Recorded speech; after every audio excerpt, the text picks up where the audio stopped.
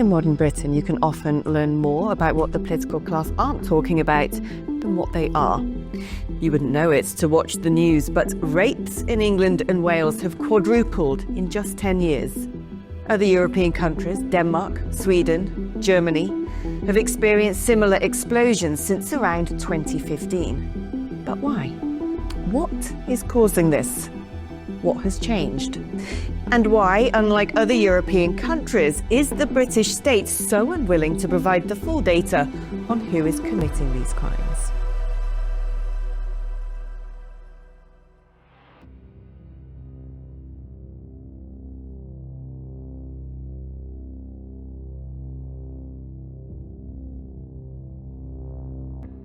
Bad men need nothing more to compass their ends than that good men should look on and do nothing. Thus said John Stuart Mill in 1867. I wonder what he would make of today's state complicity in the most horrific of industrialized crimes, the repeated torture and gang rape of tens of thousands of girls across the UK. For there were those that wanted to speak out, to demonstrate, but they were not only silenced, they themselves were often persecuted. The slow drip feed of a perverse new morality into the public domain now essentially regards being a perceived racist as a far worse crime than being a rapist. How did we get here? Remarkably, one of the biggest atrocities to happen in modern Britain, what's known by many as the grooming gang scandal, is only one part of an even bigger problem facing Europe and the Western world. The scales fell from my eyes a long time ago, yet when last year I dared to suggest that the increase in sexual abuse and harassment of women was coming from foreign men, so taboo was the suggestion that the clip went viral. This is such an important issue for me because I've been living in London for 10 years. I've also lived in multiple other countries around the world. Never before have I felt as unsafe as I do now. When I walk down the street, I'm increasingly being leered at. I'm increasingly being followed like I'm going around the souks of Morocco. And it's not, visibly to me anyway, people who were born and bred here. It isn't. When I started working on this documentary a few months ago, I was unable to find any official statistics examining the correlation between country of origin and the perpetrators of sex crimes in the UK. The only evidence was that published on the situation in similar European nations. Yet days before going to edit, something remarkable happened. We finally got data from collated police evidence showing that foreign men, mostly from Albania, Afghanistan, Iraq and Algeria, were over 3 times more likely to be arrested for sex offences than British citizens. I wanted to investigate this fearlessly in a way that would rouse rightful horror in all who should watch and jolt them into realising nothing can excuse neglecting this issue for even a second longer. In 2013, there were over 16,000 incidents of reported rapes in the United Kingdom. By 2022, this increased to over 69,000, less than a decade on, more than a 400% increase. Shocking. We're told it's because women now report rapes more often, a conniving sleight of hand that doesn't bear scrutiny. More reports mean more incidents.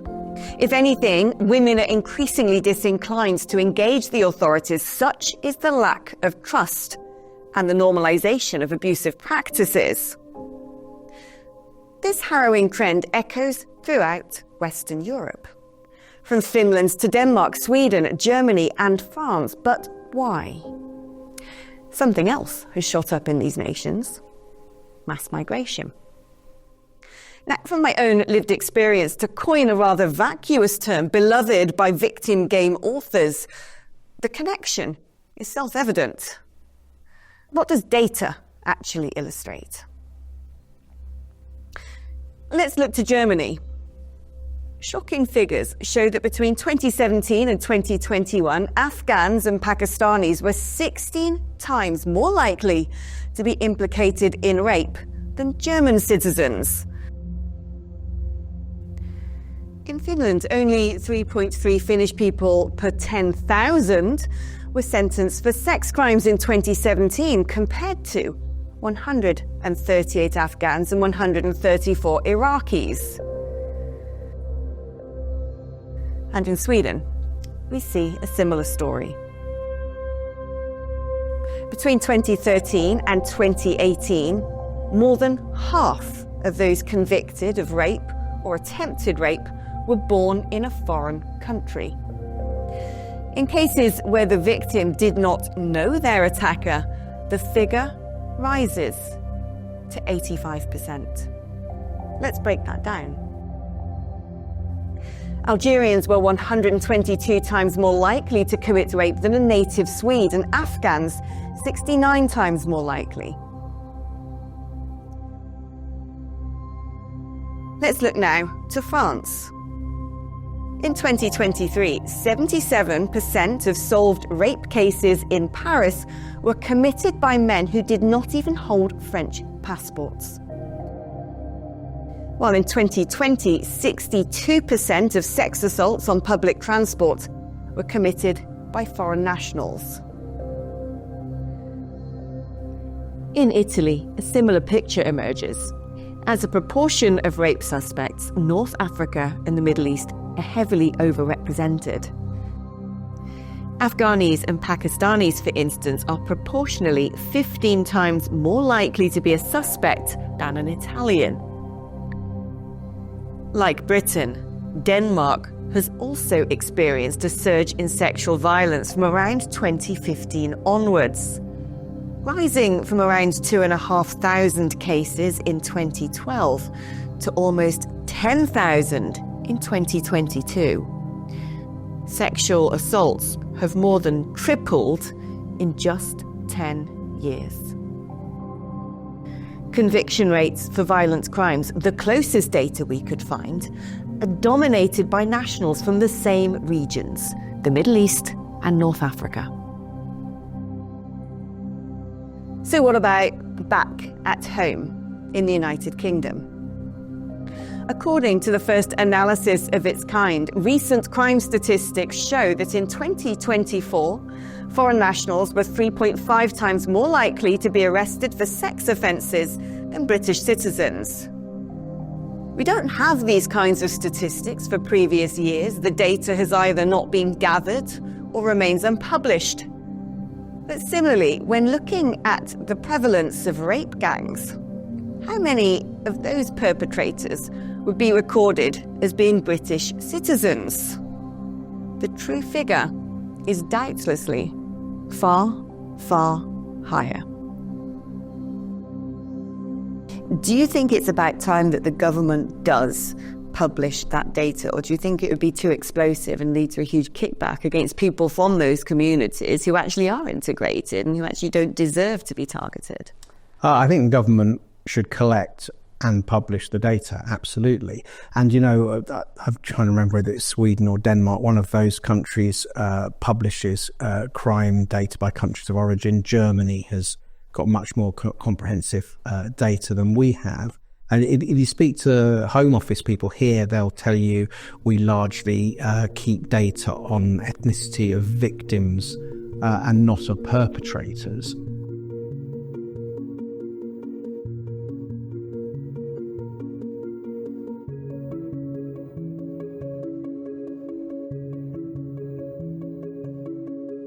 Then why don't we have crime data as well, proper crime data, saying like, okay, there's been, let's say, out of 100 sexual assaults in this month, there has been 99 from Pakistan, right?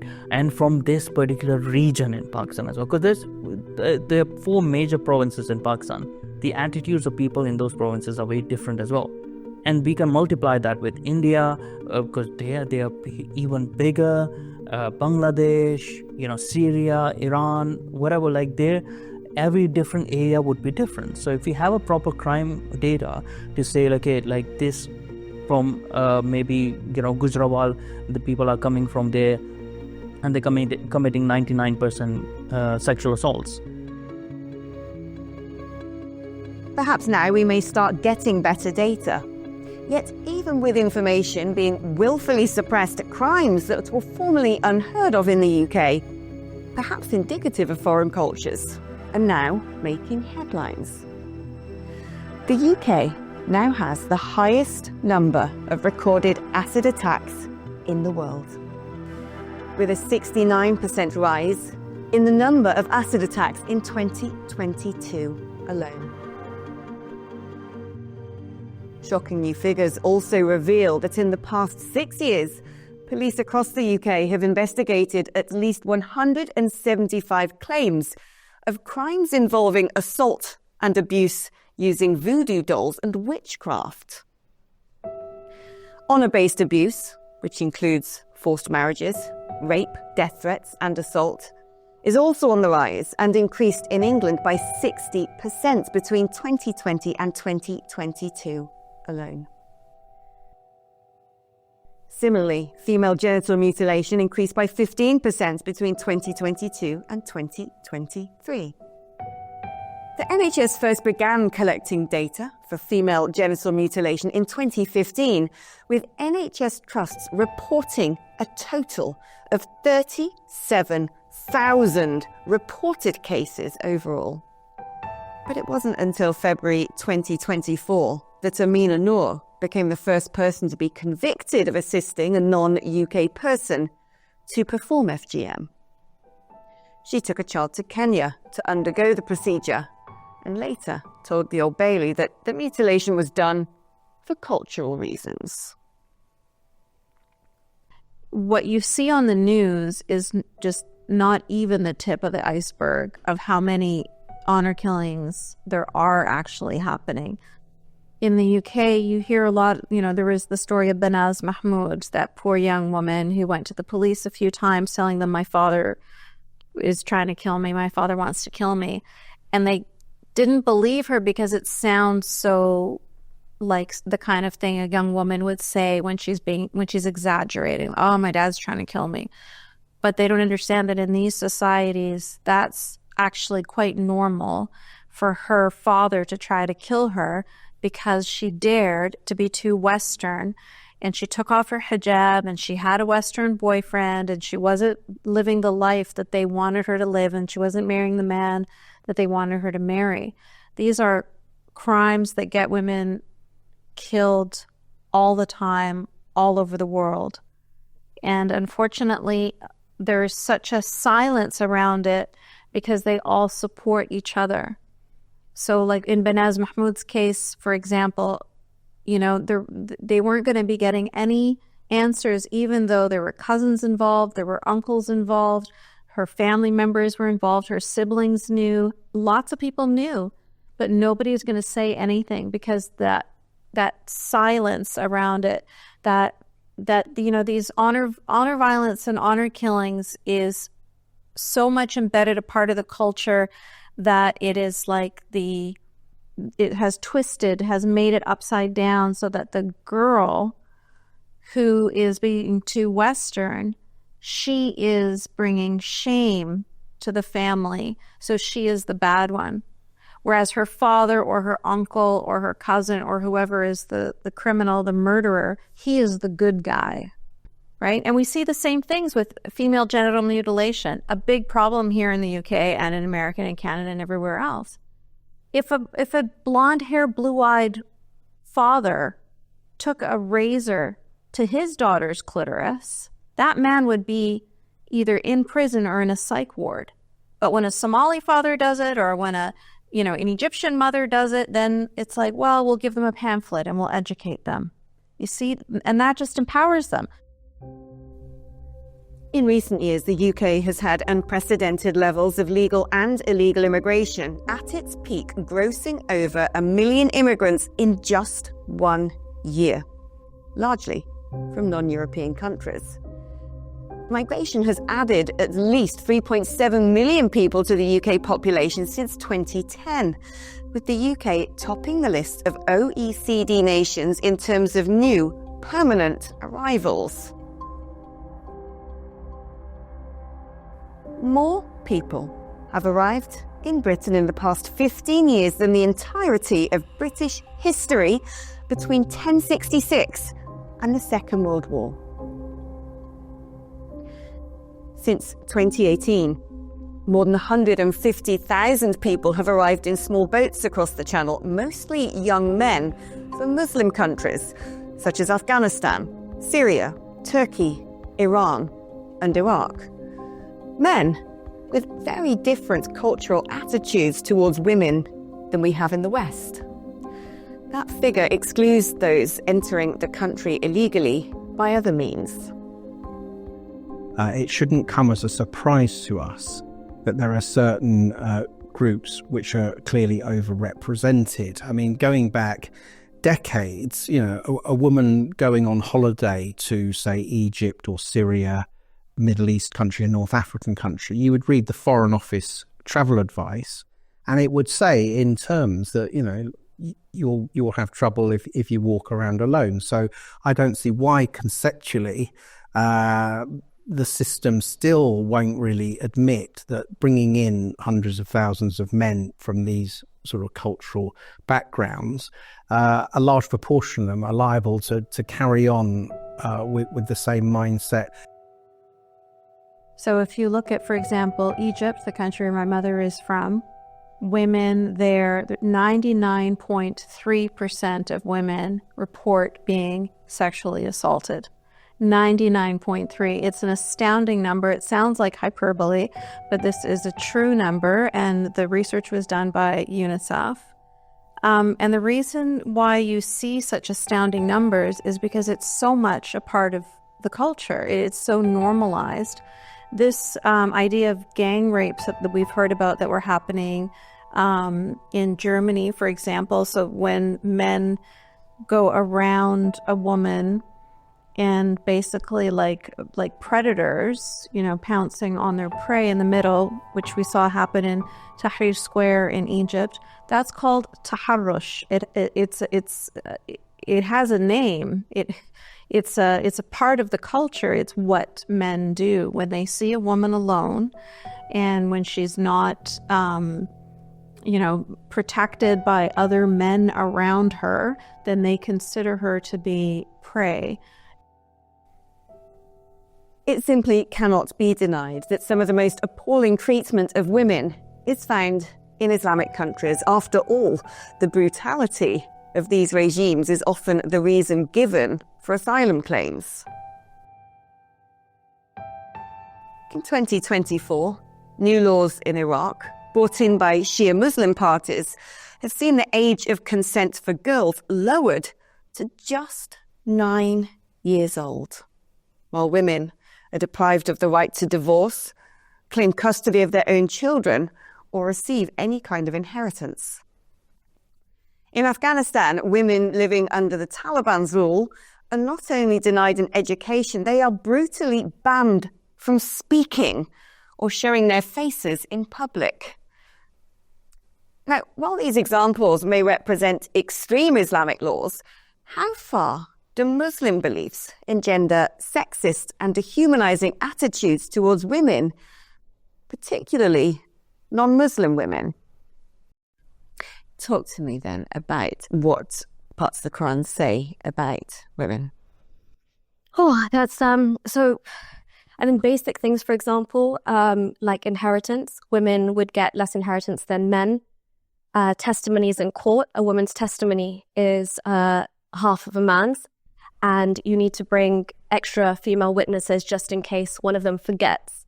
And then you've also got a man's kind of role on how to discipline his wife within a marriage, and that alludes itself to domestic violence, which is actually within the Quran itself, Surah 434, which is a surah of the verse of women, and it tells you exactly how to discipline your wife. And that becomes incredibly problematic because the discipline that's ordained is just merely if you fear disobedience. It's just, a general paranoia that a husband could have, for instance. And then, like I said earlier, the unilateral right of divorce is only available to men. So actually women have no get-out clause. And again, the deficiency in intellect comes down to the Prophet's ruling that a woman's testimony is half of a man's. So in the Quran, they talk about what your right hand possesses. Malakat aymanukum. And that means that what your right hand possesses are women who are sex slaves, non-Muslim women who were taken as war booty, basically. So that's the kind of thing you would see with Yazidi women in Iraq, with, Israeli women and Hamas, with Hindu women in Pakistan, with Christian women in Nigeria, and here in the UK, you saw that with the gangs, the Rotherham gangs. And it's all coming from that same mindset of non-Muslim women being, just treated with such disdain that they can just be used and abused and thrown away. When a kid is growing up, in the environment, it's not as if they're taught these things. It's things that they pick up. There are hints within the Quran and stuff of, let's say, of a sex slavery, right? And of seeing not just the woman, but anyone who's not a Muslim as an other, as sort of like not worthy of, your companionship, sort of a thing. So you're already othering people in that way. So it might not be that they are being taught that you can abuse Western women as such, but I don't think so. Most sensible people, even conservative, go out and teach their kids that. But it's their own attitude towards it that shows the people, shows the kids growing up that it might be acceptable. There might be an incident, like say with the gang rape by the Muslim gangs in the north of England, right? So there might be some conservative Muslim household where even the mother and the father would have said, well, those girls deserved it. Like, look at how they dress, look at how they, they would have done that. So they're not approving directly of the act, but what they're showing is they're worthy of an excuse, that you can give an excuse. So like, they were asking for it, sort of a thing. So, and the people who are eager to explain their negative actions and justify them, they can go further into the Quran itself, where you might say, okay, sex slavery is actually allowed, right? You're allowed to do that in times of war. So they might say to themselves, well, in times of war, but we are in constant war with the West.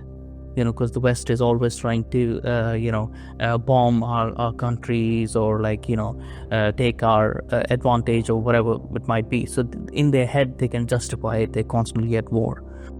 Nuria, talk to me about what the Quran says about how a Muslim man may interact with a non-Muslim woman. Yeah, so effectively there's the verse of women again in the Quran, and that talks about veiling, and it is asked of Muslim believing men to veil their women, and that completely just kind of differentiates Muslim and Muslim women specifically from non-Muslim women, because this hijab or the veiling acts like a marker. And if you go back in Islamic history and you look into the origins of the hijab in itself, it was used to kind of delineate between the two. So essentially everybody who was not veiled or covered in the way that Muslim women would be fair game to be, sexually abused or harassed or have all kinds of sexual violence being perpetrated against them. And Muhammad's companions did this in Islam. You can see it all throughout Islamic sources as well.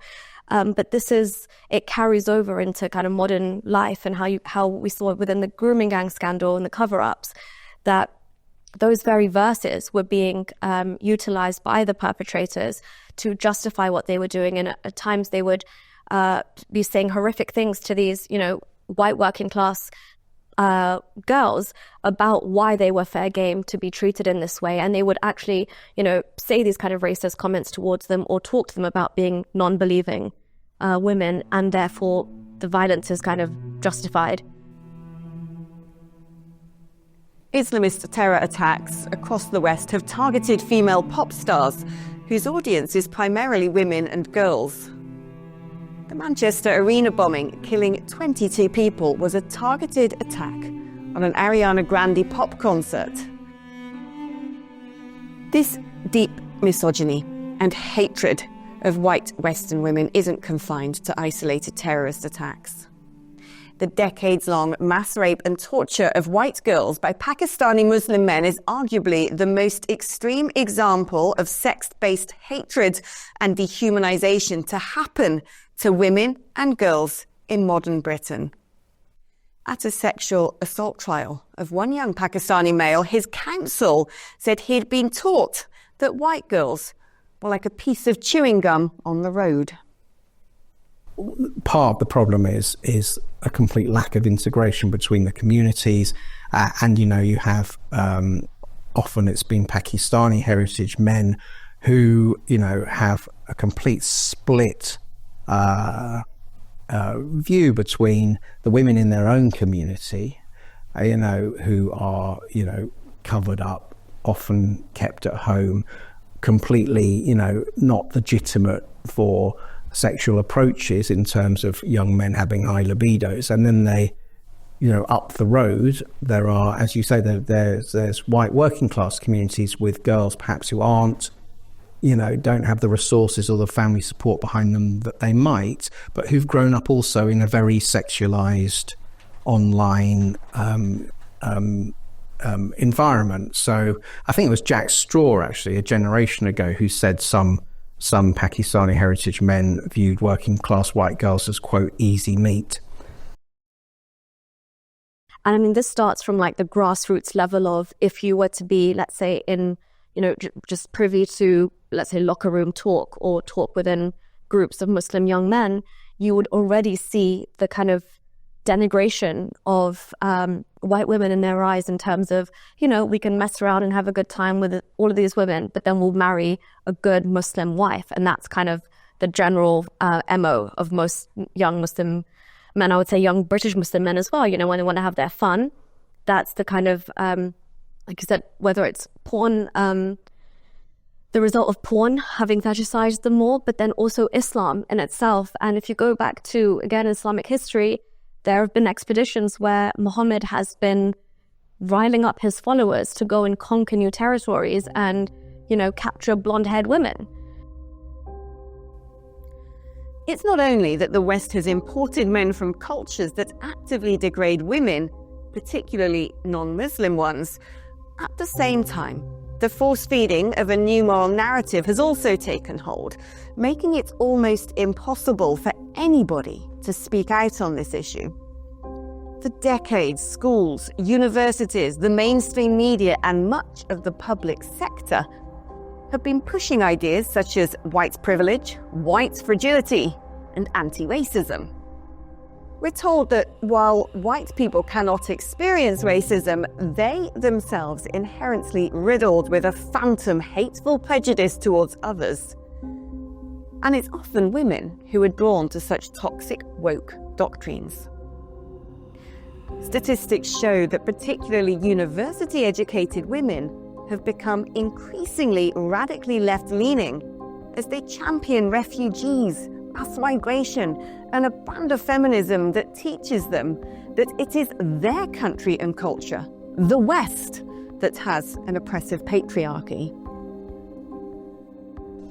How at risk do you think young girls are in today's society? Because I always think we've got a toxic combination here of not just increased threat levels from physical crime, sexual crime. We know, for instance, the majority of phone muggings or attempted muggings are now happening against lone women. These are easier targets. But of course, when it comes to harassment and sexual crime, the victims are almost entirely female.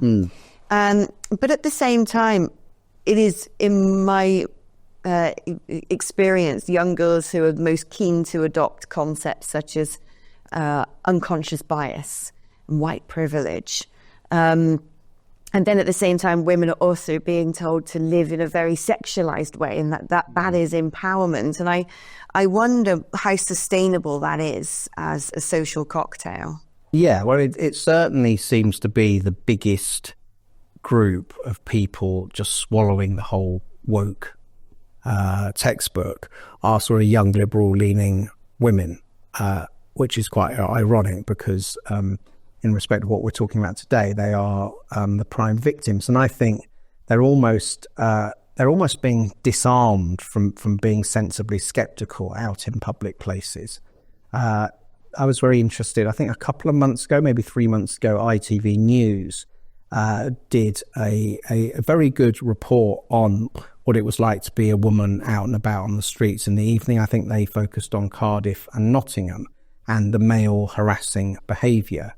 And, you know, if you watched it, it didn't seem to occur to them, literally, that almost every single abusive, creepy, harassing male was from an ethnic minority background.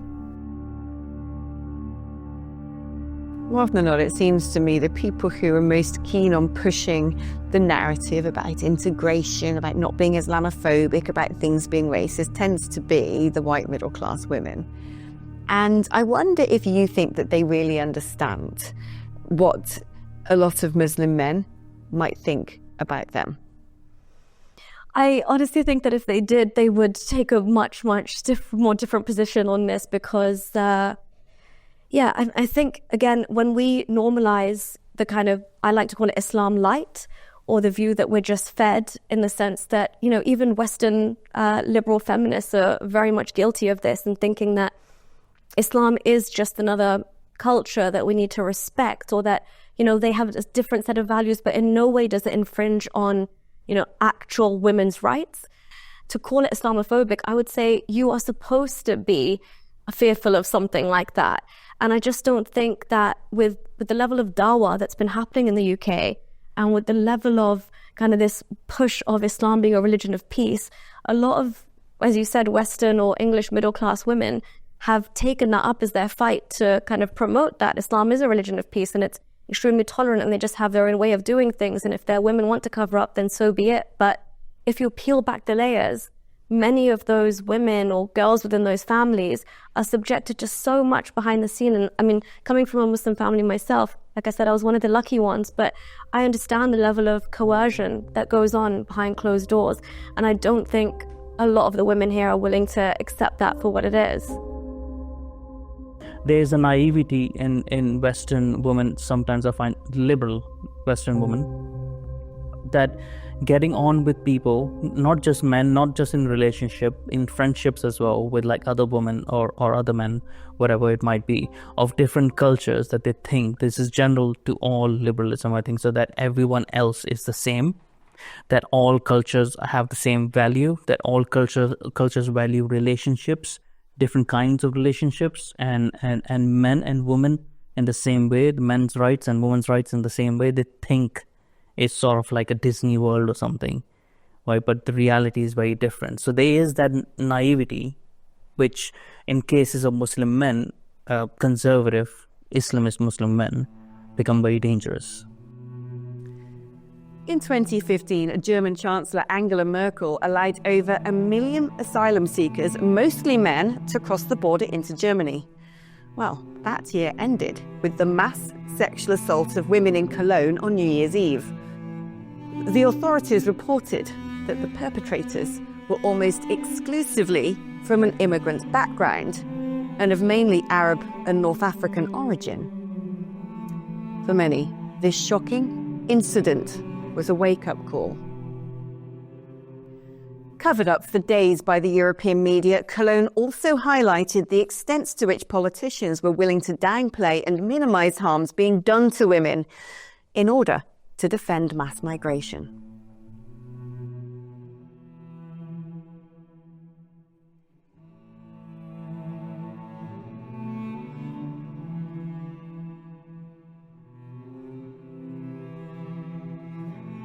There is violence against women and girls that you are describing. A very similar situation to what happened in Cologne could be described on Broad Street in Birmingham every week, where women are baited and heckled. Time and again, the political class have done everything within their power to gaslight the public over this issue, while demonizing those that do raise concerns. grooming gangs that I would call rape gangs. Tell me about them. How many of those have we got? Not country lines, those particular groups. To avoid any misunderstanding, can she define what she means by that? What does she mean by that? You know full well what I mean by that. It's all over the television. You know exactly what I mean by that. To enable me to give a full answer, can she be clear what she means by that? I'm not clear what she means. How much clearer do you want me to be? I'm not sure why she's so nervous to say what she means. What do you mean? No. I am saying exactly what I mean. I'm unclear, Chair, what is meant by the question. If she could spell it out, I can answer. Whether the time it took for key details to be made public about the Southport murderer, or the confected outrage at even identifying the existence of Pakistani rape gangs, or refusing to collect, collate, or publicise any data on nationality and crime statistics, why is the establishment not only so muscular in censoring discussion, but continues to willfully enable ongoing mass migration and community segregation? Why do so many politicians, police, the media, and those within the legal system not only ignore the suffering of women and girls, but become actively complicit in covering it up? Going as far as creating a fictional and dangerous far right, and even imprisoning people for supposedly being part of it. Why are they so hell-bent on being part of extreme cultural vandalism against their own nation and the fascistic censorship of its people? Well, I'm beginning to think we are now merely in damage control. During the Hare Hills riots, a woman was arrested as she watched her community burn. She was arrested for complaining about the effects of immigration on the town she grew up in. What are they doing? What are they doing? Is that not racially offensive? What they're doing is not racially offensive.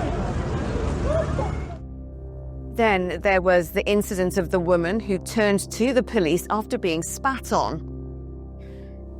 She wasn't helped by them. Instead, she was apprehended because she used the words filthy migrant to describe the perpetrator.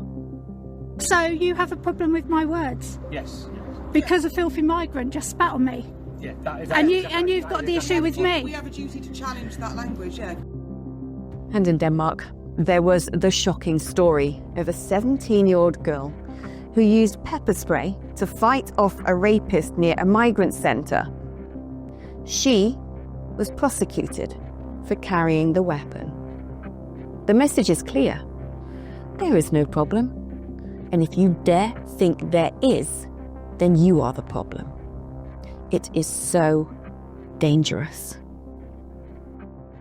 Yeah, do you think that in part huge swathes of the media are complicit in the cover-up? I mean, one thing that I've noticed is very often when there is the report of a particular crime, the suspect isn't described or named. I think, for example, of the chemical attack carried out by Abdulazadi, you had the police saying a man is on the loose. The likelihood is he's sustained injuries himself on his face as a result of this chemical attack.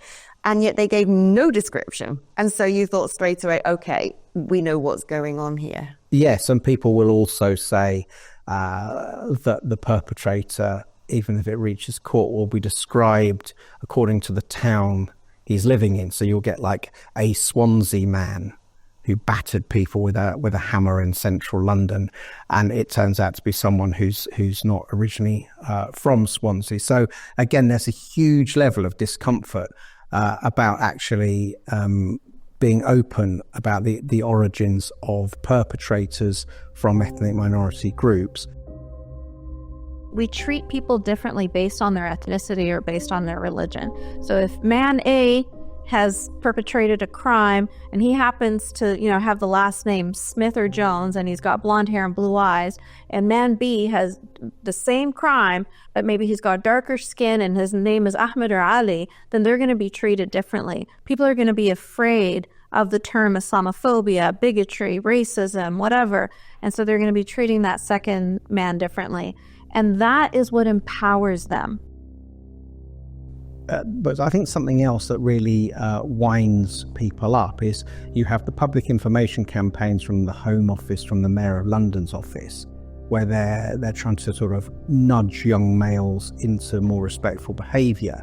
And in every single one of those films, I think there's been about 4 so far, it's always depicted as the white English male who does the harassing, and the ethnic minority young men who restrain him and, oh mate, stop doing that. And there is increasing evidence, anecdotal and some statistical, to suggest that's the precise opposite of the truth. Nah, she ghosted me. Dumb bitch. Probably wouldn't know a good thing if it slaps her in the face. Something I'd gladly do if I saw her again. So the government are paying lip service in the sense that they're saying violence against women and girls is going to be treated on the same level as terrorism. It's like a national emergency. And I completely agree with that. But then if we've got all these organizations and grassroots charities and NGOs who refuse to accept that Islam is actually one of the leading causes of at least a prevailing mindset of why assimilation or integration or women and girls are not protected in the right way, then this is something that we actually have to tackle beyond lip service. So we need to look at what's being said in our mosques, what are the sermons that are being said in Arabic as well, and some of these wider central London mosques have sermons in Arabic. That's ridiculous. And like France and other countries have now kind of woken up to the fact that Italy as well, that everything needs to be in English. So everyone's aware of the kind of message they're putting out to, especially like 2nd and 3rd generation British immigrants, children of immigrants, who we'd expect to have kind of become more British at this point. But instead we see a regression. Despite the increasingly extreme and heavy-handed government's response, the House of Cards is beginning to fall. More and more ordinary people are beginning to feel unshackled in talking about mass immigration. The problem is, however, that despite the dam bursting on acknowledging the major inherent problems this country now faces, nobody is yet putting forward actual political solutions to tackle it. Discourse, inquiries and debate can only get us so far. Until we have leaders with the tenacity to propose solutions, the rate of demographic change means that far from changing the dynamics of a divided society, matters are likely to get much, much worse. It's my belief that this is why the cover-ups continue. When a society no longer protects its women and girls, it fails to function as a society at all. It is vital that the UK government releases statistics in full, as other European countries have done, showing sexual assault, rapes and gang rapes broken down by nationality, asylum status and ethnicity. The cover-up must end.